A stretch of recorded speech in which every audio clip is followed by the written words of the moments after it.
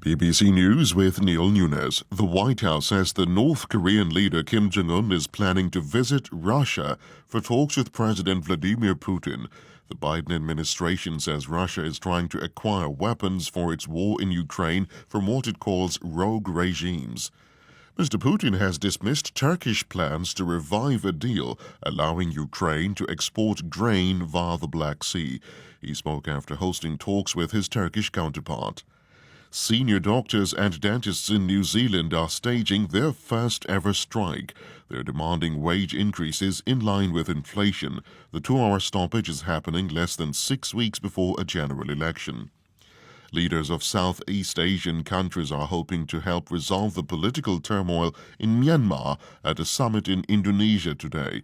The Indonesian government said the regional bloc's reputation rested on being able to come up with a solution.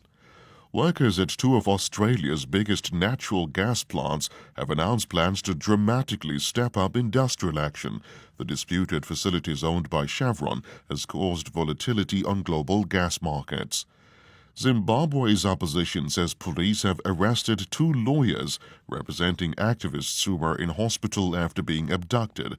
The arrests took place on the day that President Emmerson Mnangagwa was sworn in for a second term. At least 9 people have died in clashes between rebel groups in Colombia.